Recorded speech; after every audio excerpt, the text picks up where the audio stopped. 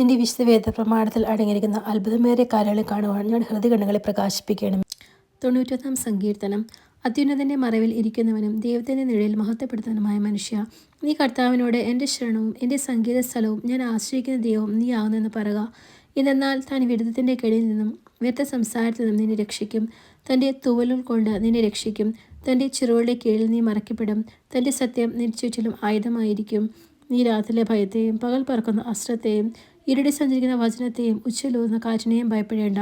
നിന്റെ ഒരു ഭാഗത്ത് 1000-ങ്ങളും നിന്റെ വലത്ത് ഭാഗത്ത് 10,000-ങ്ങളും വീഴും, അവ നിങ്കിലേക്ക് അടുക്കുകയില്ല.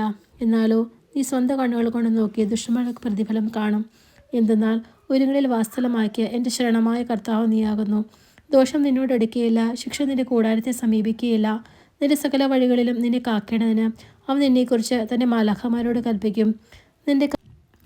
നിന്റെ കാലിടറാതിരിപ്പാൻ അവരുടെ ഭുജങ്ങളിൽ നിന്നെ വഹിക്കും. ഗോസസർപ്പത്തെയും ഹർമോനസർപ്പത്തെയും നീ ചവിട്ടും. സിംഹത്തെയും പെരുമ്പാമ്പിനെയും നീ വിധിക്കും. അവൻ എന്നെ അന്വേഷിച്ചതുകൊണ്ട് ഞാൻ അവനെ രക്ഷിക്കും. അവൻ എൻ്റെ നാമം അറിഞ്ഞതുകൊണ്ട് ഞാൻ അവനെ ബലപ്പെടുത്തും. അവൻ എന്നെ വിളിക്കും, ഞാൻ അവനോട് ഉത്തരം പറയും. ആപത്തുകാലത്ത് ഞാൻ അവനോട് കൂടിയിരുന്ന് അവനെ ബലപ്പെടുത്തുകയും ബഹുമാനിക്കുകയും ചെയ്യും.